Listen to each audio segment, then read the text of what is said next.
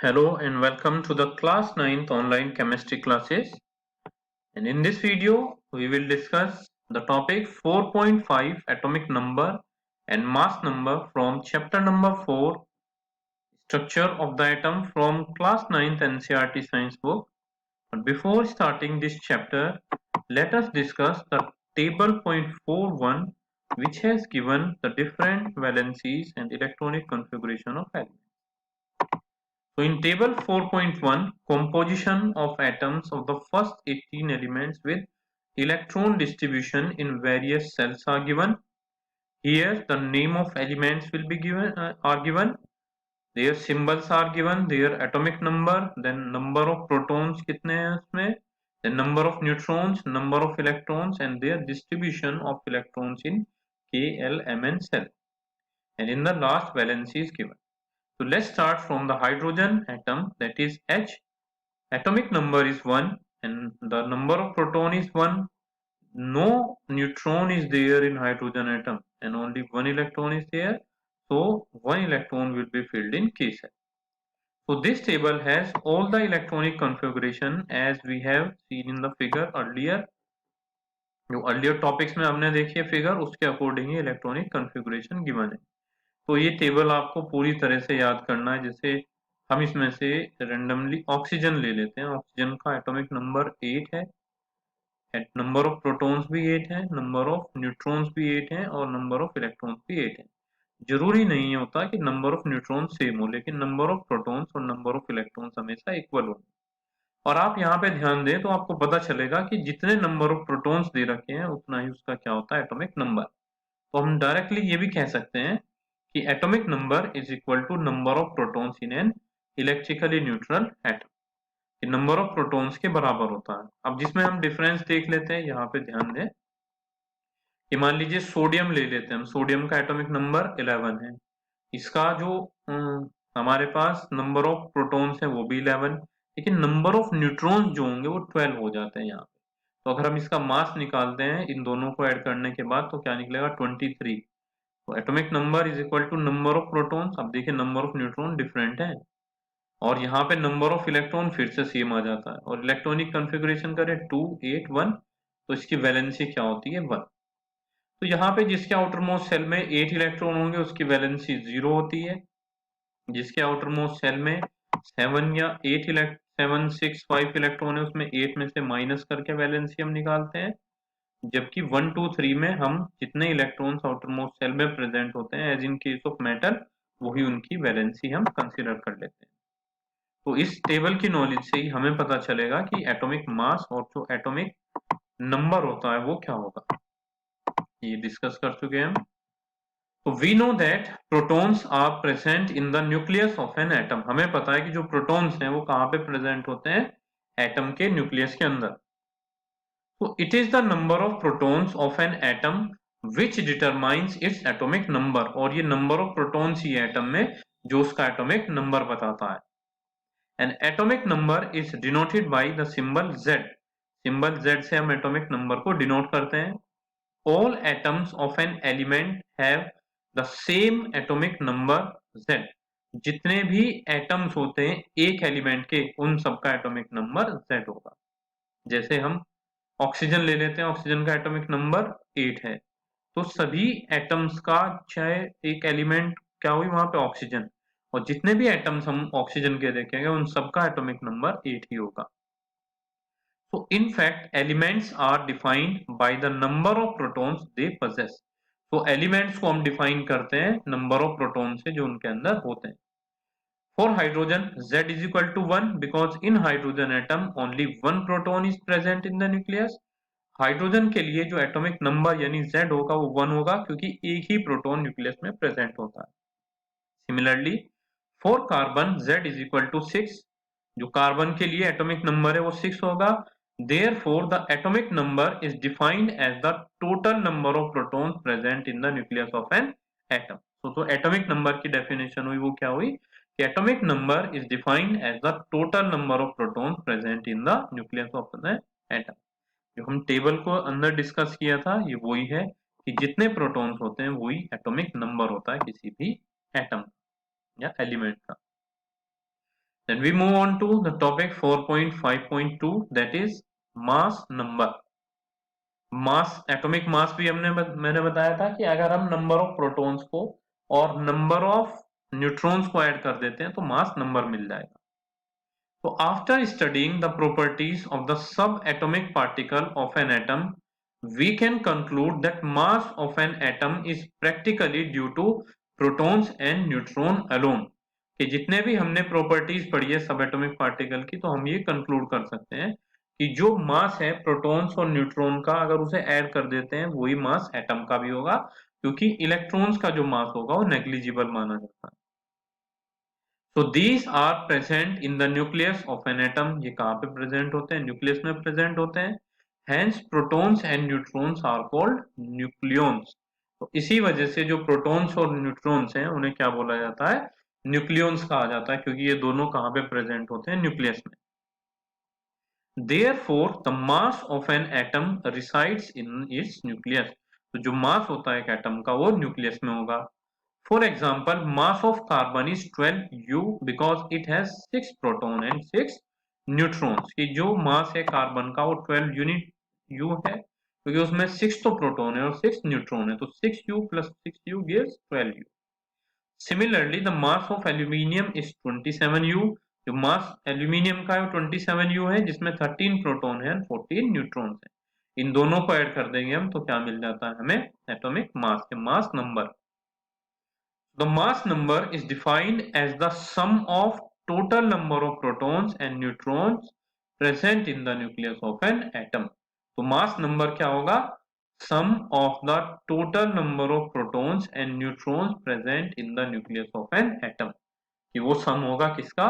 Total number of protons और neutrons का जो कहाँ पे प्रेजेंट है? न्यूक्लियस में प्रेजेंट है एटम के. And it is denoted by capital A. इसको हम कैपिटल ए से डिनोट करते हैं. In the notation of an atom, अगर हमें एक एटम का नोटेशन लिखना है, the atomic number, mass number and symbol of the element are to be written as.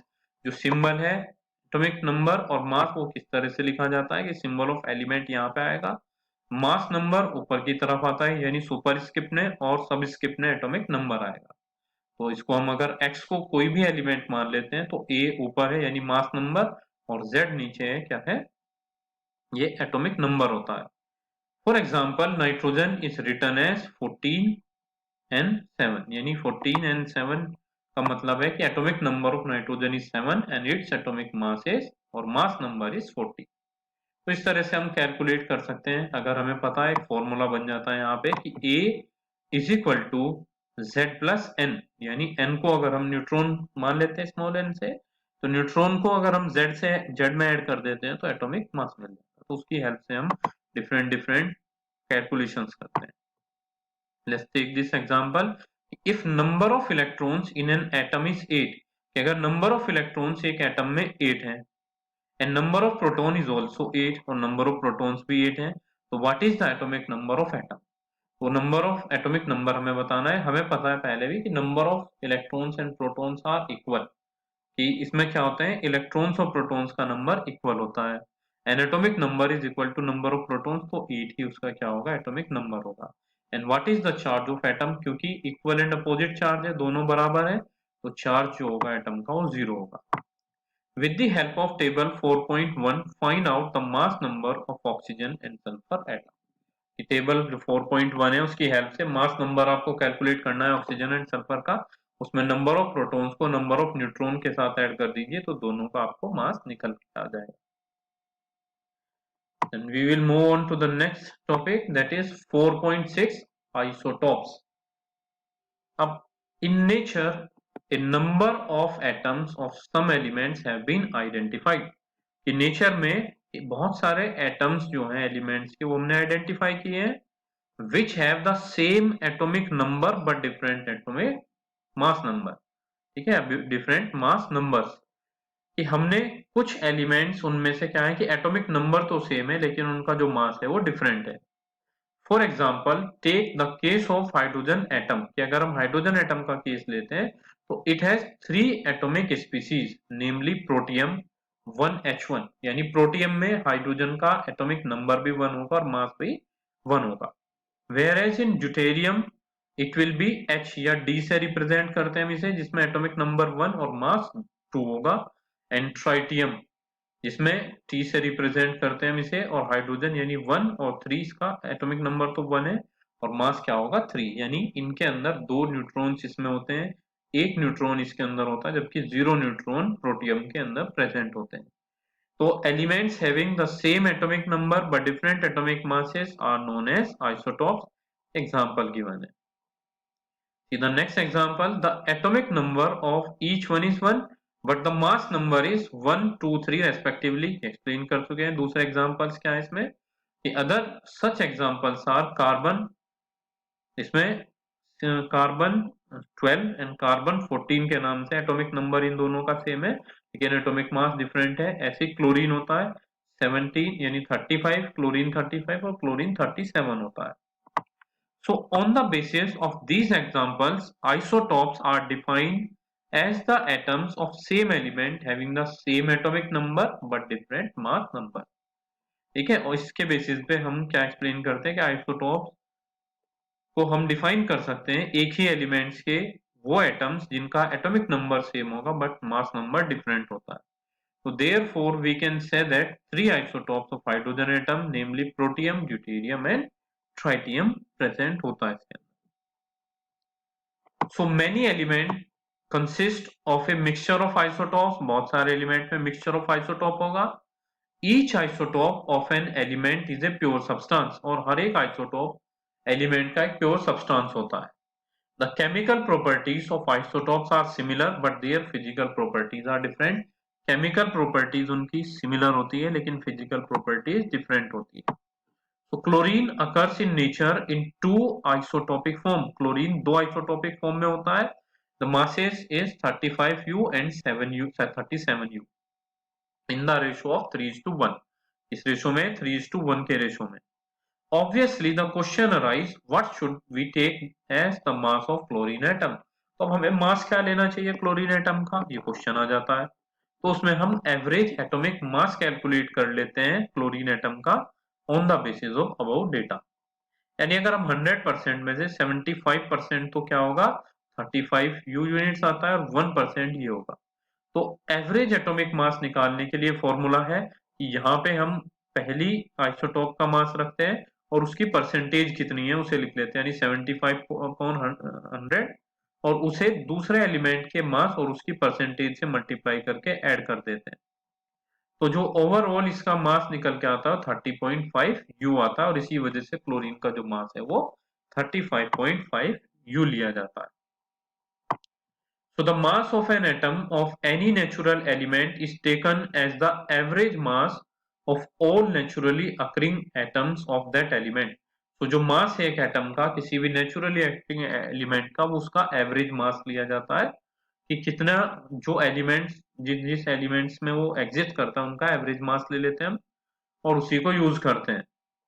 If an element has no isotope, then the mass of its atom would be the same as the sum of protons and neutrons in it. अगर हमारे पास किसी का कोई isotope present नहीं है तो जो number of protons और न्यूट्रॉन्स का सम होगा वो उसका मास नंबर हो जाता है। But if an element occurs in isotopic forms, then we have to know the percentage of each isotopic form and then the average mass is calculate। और लेकिन अगर एक एलिमेंट की आइसोटोपिक फॉर्म होगी तो हमें हर एक जो उसका आइसोटोप है उसकी परसेंटेज पता होनी चाहिए और उससे हम एवरेज मास कैलकुलेट कर सकते हैं। So this does not mean that any one atom of chlorine has a fractional mass of 35.5 U। इसका मतलब लेकिन ये नहीं है कि जो वन एटम है उसका मास ये होगा। It means that if you take a certain amount of chlorine, it will contain both isotopes of chlorine and the average mass is this। ठीक है, अब इसका मतलब ये होता है कि कुछ सर्टेन अमाउंट होता है क्लोरीन का अगर हम ले रहे हैं रिएक्शन में और उसमें दोनों ही आइसोटोप प्रेजेंट होंगे और एवरेज मास। ठीक है, so the rest portion we will applications of isotope we will discuss in next video. We'll thank you for watching this video.